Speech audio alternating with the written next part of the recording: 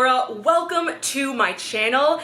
In today's video, we are going to be talking about how hard do you really need to train for best results? Because if you're going to the gym, chances are you want to see your best results.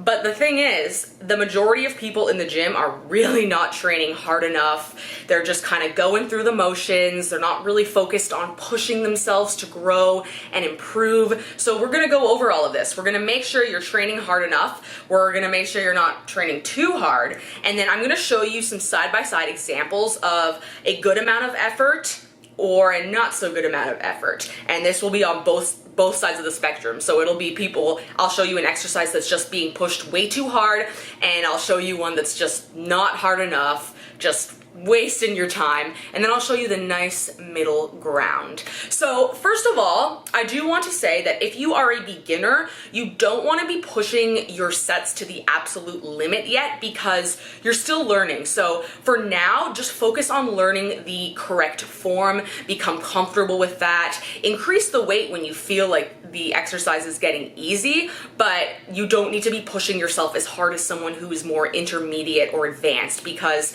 if you're already starting to have form slip up, you're gonna start to develop bad habits, and also because you're not so used to training, you are definitely at higher risk for injury. So keep focusing on the form and stay consistent with that, and then by a certain point, you can follow the upcoming advice. Woo! So when we talk about how hard to train, the best way to talk about that is in relation to hitting failure. What's failure? Is it like, what is it? How often do we do it? What is it? So there's two different types of failure.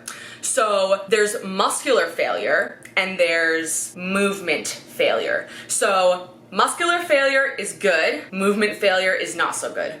So muscular failure is when you're reaching the end of the set and you can't do any more reps, but you've still got proper technique happening. The form might be slightly breaking down just a little bit, but it's nothing crazy, it's nothing dangerous. You might be using a little bit of momentum.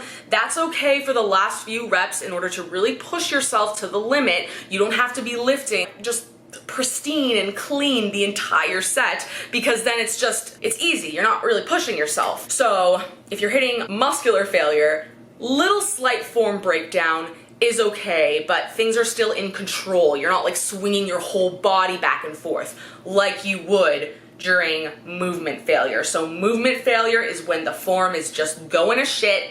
You're maybe swinging your whole body around, just not keeping proper alignment. Things are just not in control. It just doesn't look good. It doesn't look safe. You're putting yourself at a high risk of injury, and you're not even really hitting the muscles anymore because you're just swinging around like crazy. So I'm gonna show you exact examples of that, so stay tuned because it's really gonna make everything a lot more clear. So now the second point to cover that is very important is types of exercises and weight you're using and hitting failure. So for example, if you are doing heavy compound movements like squats, deadlift, bench, and this is getting closer to your max, so maybe 85% or higher, in that case you don't really need to hit failure because that's already it's heavy enough that you're activating quite a lot of muscle fibers. You're getting a lot from the movement. Now,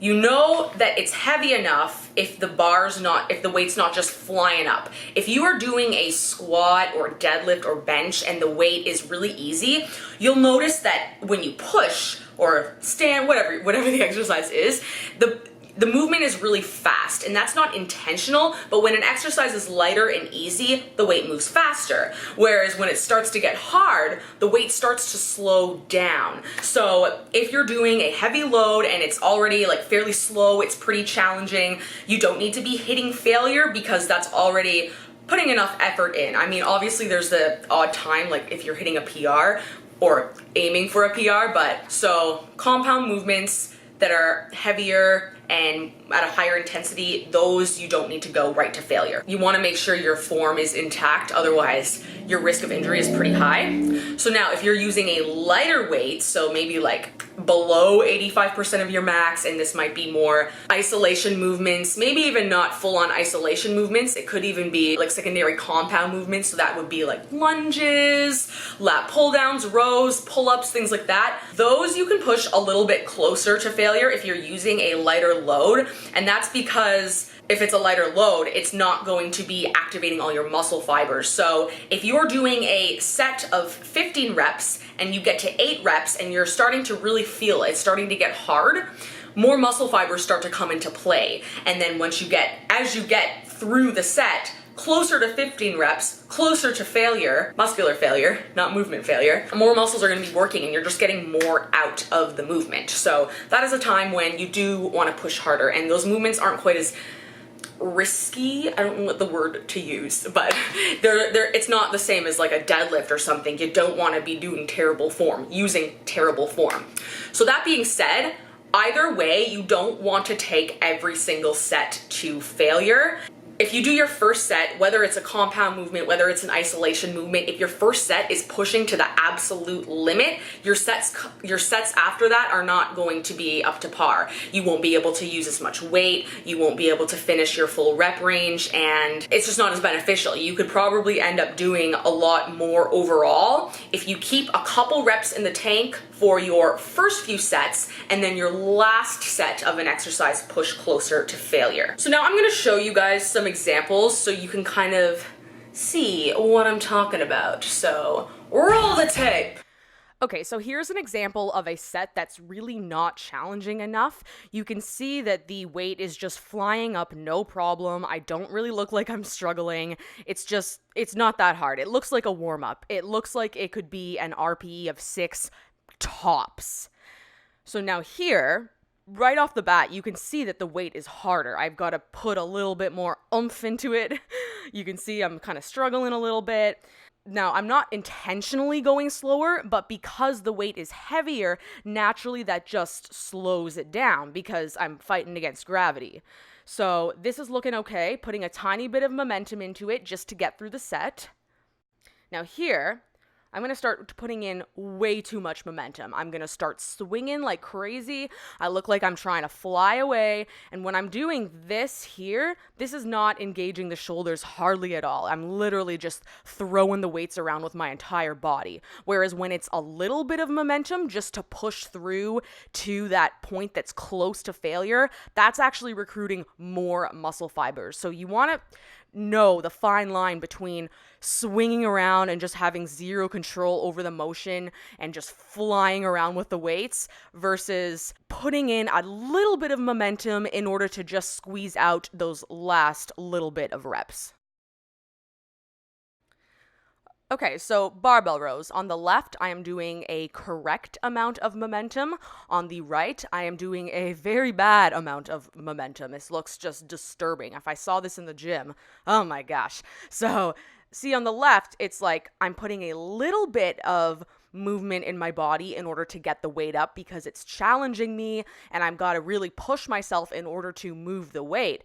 But it's not the same as on the right where I'm pretty much, it doesn't even really resemble the row anymore. It's essentially just a standing hip thrust in the air with a bar. That's not what you want. Whereas a little bit of momentum, like on the left for the last few reps of your last set, is great. So this here is an example of a set of lunges that's looking a little bit too easy. If this was your very first set, it wouldn't be so bad because if you're using the correct amount of weight, each set is going to look or is going to feel harder and harder.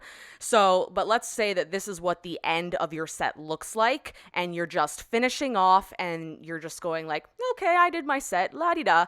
That's way too easy. That's not even close to failure. That's not providing your muscles with enough stimulus and you're just not going to see optimal results. Now here you can see it looks a lot more challenging. I'm not just bopping around, lunging around like it's a leisurely walk. I'm putting a lot more effort into it. You can see I've got to really push against the weight when I'm coming up. And this is what's really going to get my body to change and shape and quote unquote tone. Now, that is a good spot where I stopped. You could see I was struggling. Now here though, this is past the point because the form is starting to slip. The range of motion is smaller. I'm not going down as deep in the lunge. I'm kind of wobbly. Like my posture is starting to slip. It's just not as good. And that gets to the point where you start to risk injury. You're not going to get as much out of the movement. Okay, so here I've done a side-by-side comparison and I've slowed it down. Now, there's not a massive difference in between these two. The right one felt a lot more incorrect than it looks, but it still looks wrong, but just not as wrong as it felt. But the range of motion is smaller. It just looks wobbly. It doesn't look secure. It looks like one wrong move and I could get a bad injury. Whereas on the left, I'm struggling, but I just have more control over the movement. So just like everything in fitness, there's never a black or white answer. It's not like, oh, everybody should train to failure on their last set of an exercise.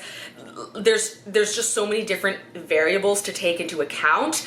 And like a lot of things with training, you can periodize the effort you're putting into your training. So you might have certain blocks of training where you're pushing a lot closer to failure more often. And then you might have other blocks of training where you're not going quite as hard and you're focusing more on accumulating volume. So these are just things that are really important to take into consideration if you want to be training for the long term and not have injuries and just continuously be seeing results. So this is what my Knockout Body 2.0 program is based off of. This is actually going to be a video in the book. Yeah, so our block 1 is the volume phase. So that's not going to have nearly as many exercises pushed to failure. We're doing a lot of reps, a lot of sets, quite a large variety of exercises, not quite as heavy.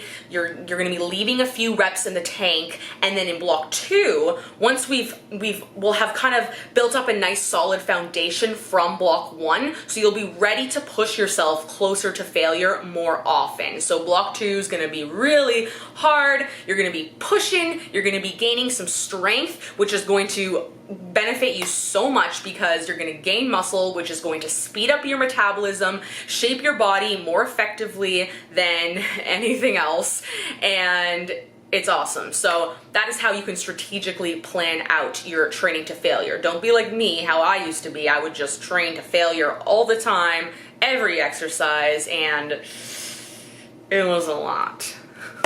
So I hope you guys found this video helpful. If you have any questions or would like me to expand on the topic further, let me know. The Knockout Body 2.0 is going to be released in the very near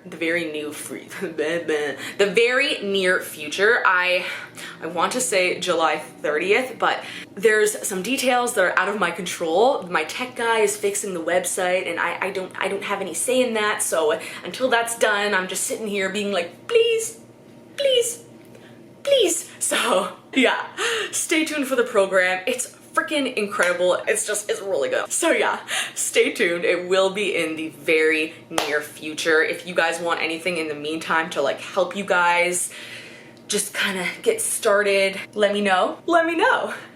Anyways, that is it. If you guys like this video, like and subscribe, and I will see you in the next one. Bye! I've got a bread. Squishy, squishy.